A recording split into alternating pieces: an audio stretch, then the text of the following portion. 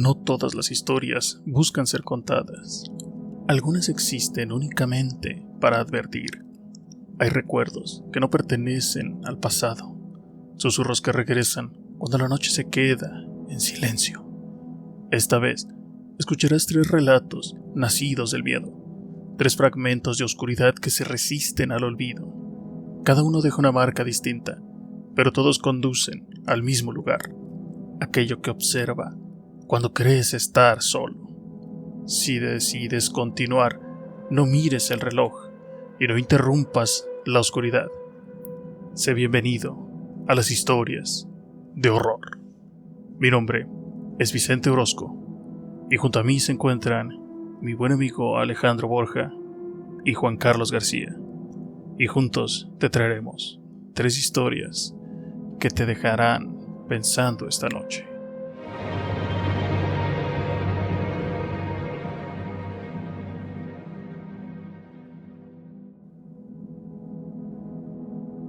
Dicen que en noches de luna llena, por las vías olvidadas del bosque, se escucha un silbido que no debería existir. Un silbido antiguo, oxidado, el lamento metálico de un tren que dejó de operar hace más de 100 años. Esa noche, el viento estaba quieto, y aún así, la niebla se movía como si respirara.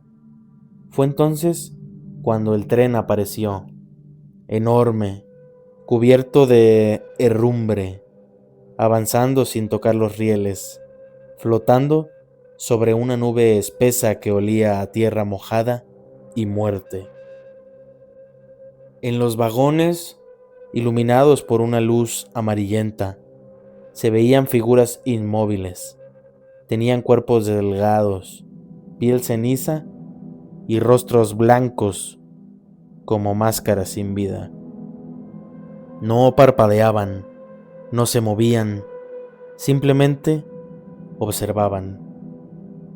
La leyenda cuenta que esos pasajeros no pudieron completar su último viaje.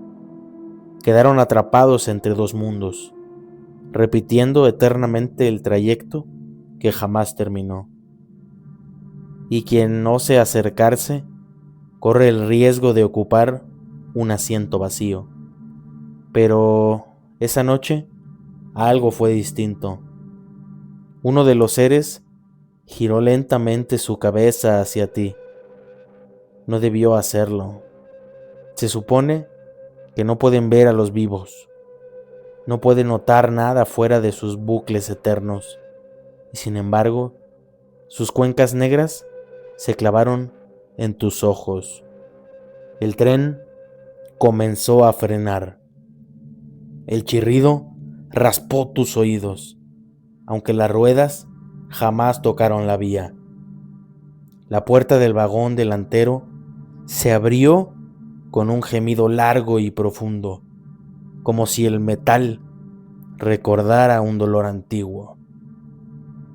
Un susurro salió desde adentro, aunque nadie movía los labios. Todavía queda un lugar. La nube se deslizó hacia tus pies, abrazándolos con un frío que quemaba. Y cuando diste un paso atrás, todos los rostros del tren giraron al mismo tiempo hacia ti. La luna tembló en el cielo. El silbido volvió a sonar. El tren avanzó de golpe, pero no se alejó. Te atravesó como si fueras humo. Y sentiste un tirón brutal en el pecho, un desgarro invisible. Cuando parpadeaste, estabas sentado frente a una ventana, con las manos pegadas al cristal, viendo tu propio cuerpo derrumbado junto a las vías. El tren siguió su trayecto eterno, y tú te convertiste en el nuevo pasajero sin rostro.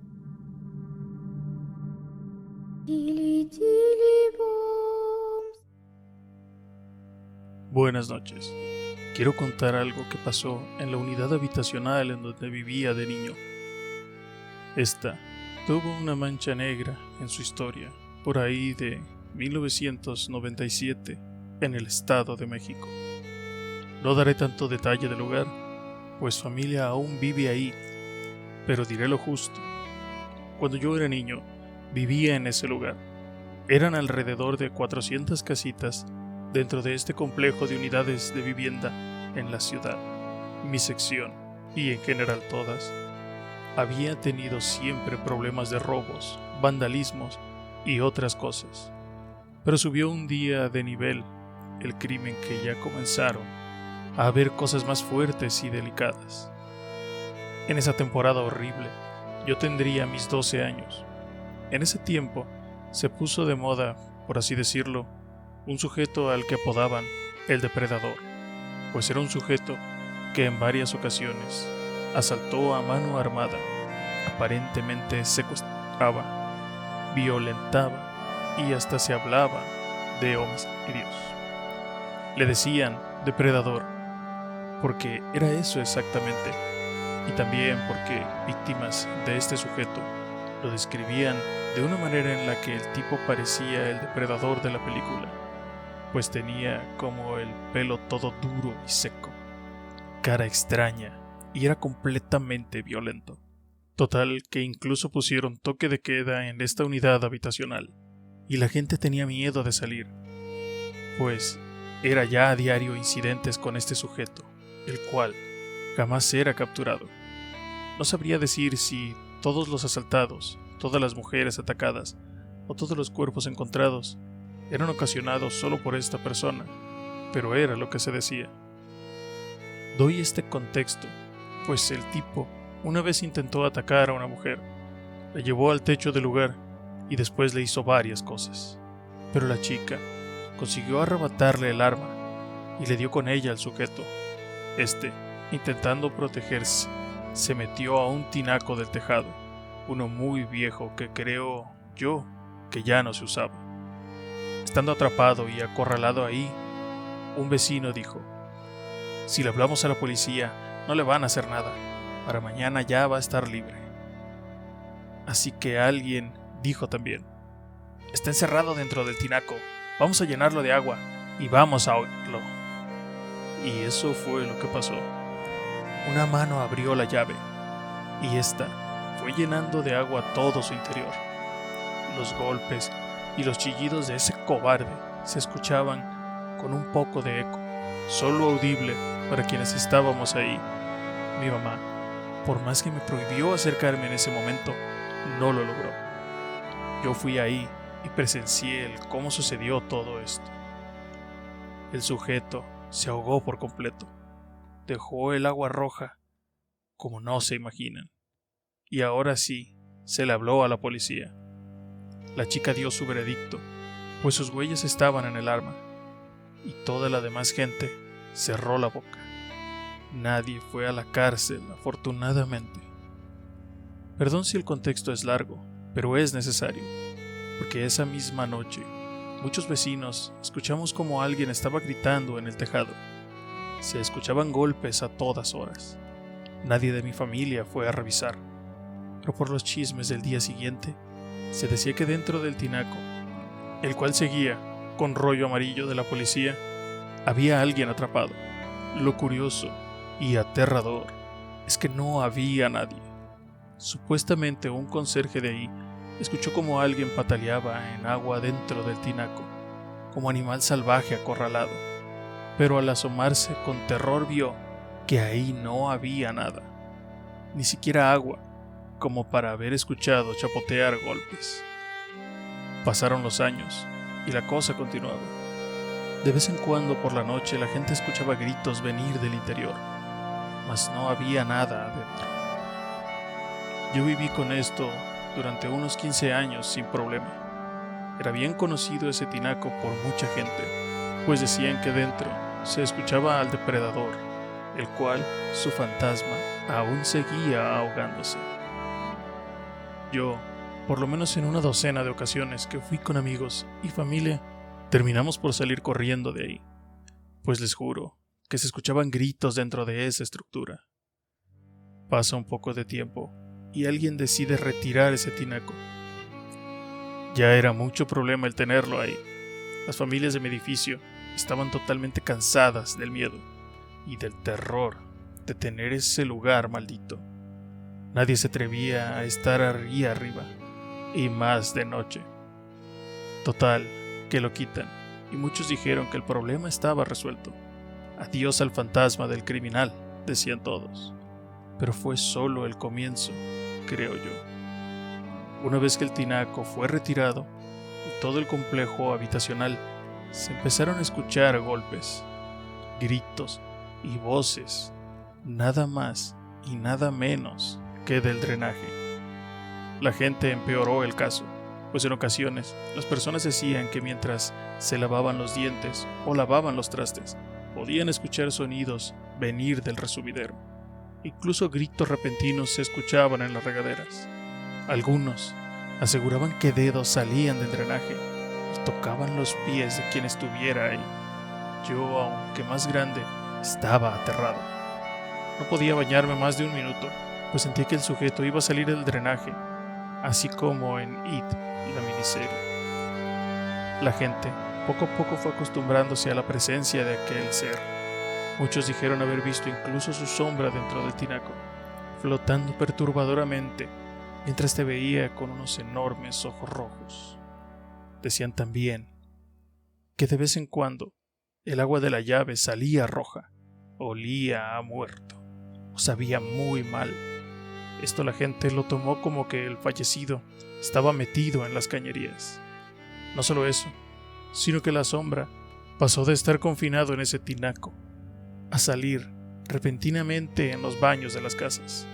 Mucha gente decía haberlo visto ahí parado, jadeando y lleno de furia. Por mi parte, puedo corroborar que el agua a veces salía roja y olía mucho a sangre. Era muy desagradable estarse bañando y sentir esa agua sucia y pestilente, además de escuchar gritos y golpes venir dentro de ese tinaco. Los gritos de las cañerías también lo viví, aunque muchos decían que era solo miedo colectivo. Uno que duró años y al día de hoy aún sucede. La familia que aún vive ahí me dice que siguen viendo al espectro y que el agua, por más filtros que se le ponga, sigue saliendo a veces de esa manera tan desagradable. Ni siquiera muerto. El sujeto dejó de perturbar a las personas del lugar.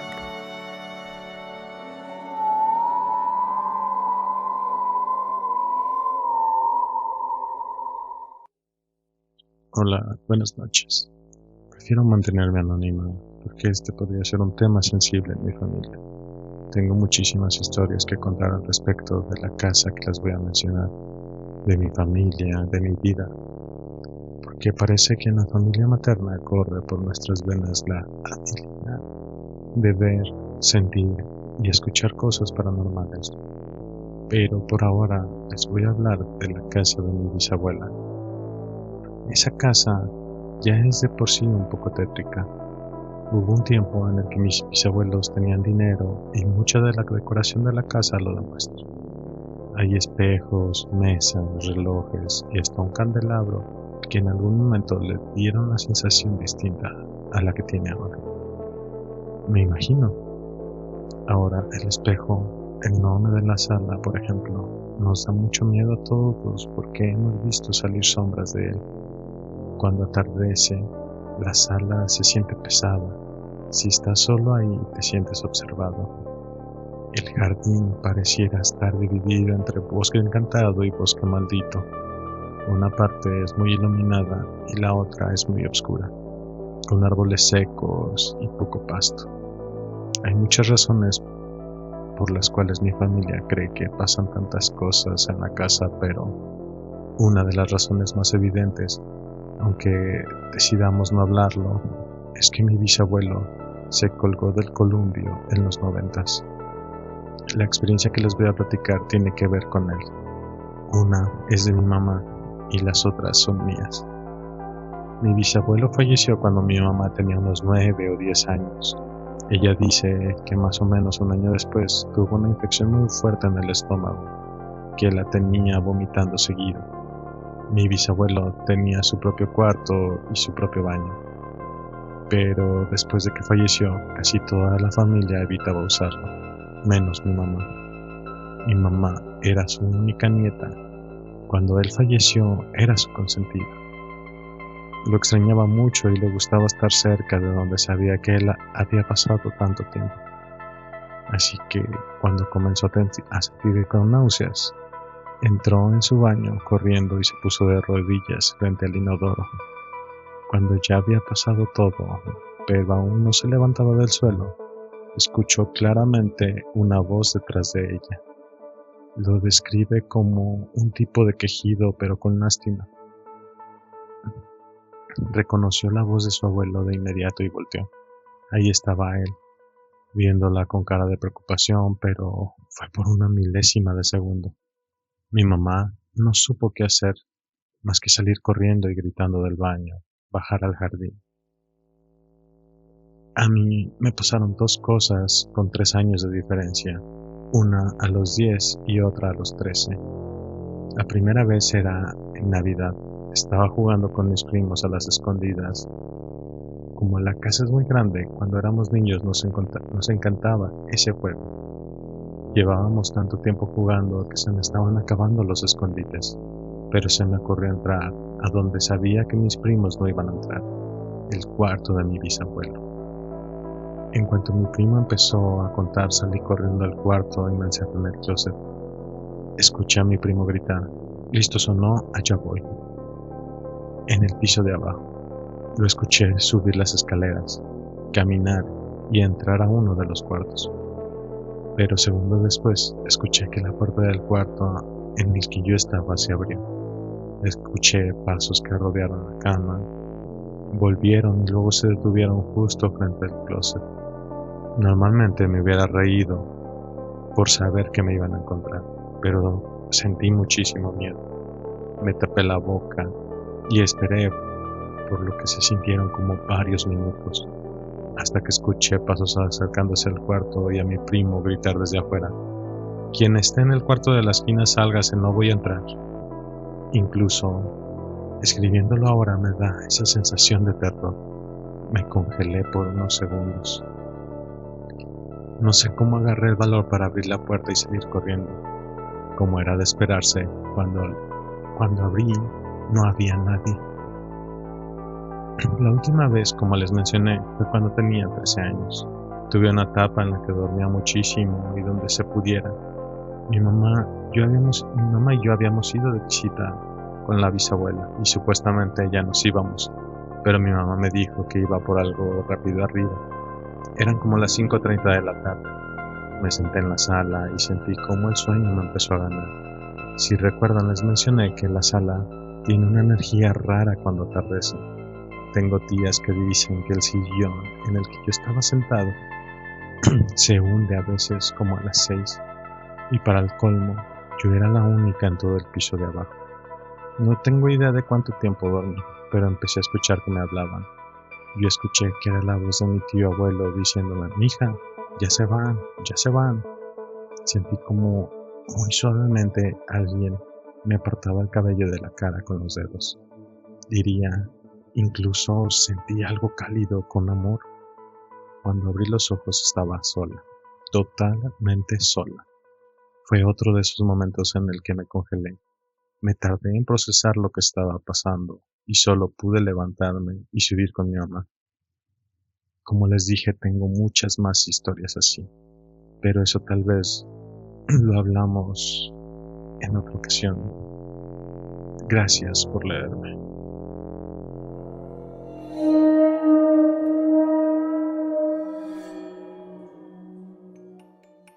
Si has llegado hasta aquí, comenta, da like o suscríbete al canal.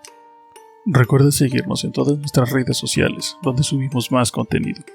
Esperamos que estas historias no te roben el sueño esta noche. Nosotros tenemos una cita el siguiente jueves a las 8 p.m. Recuerda andar con cuidado, no sea que te conviertas en el siguiente protagonista de las historias de horror.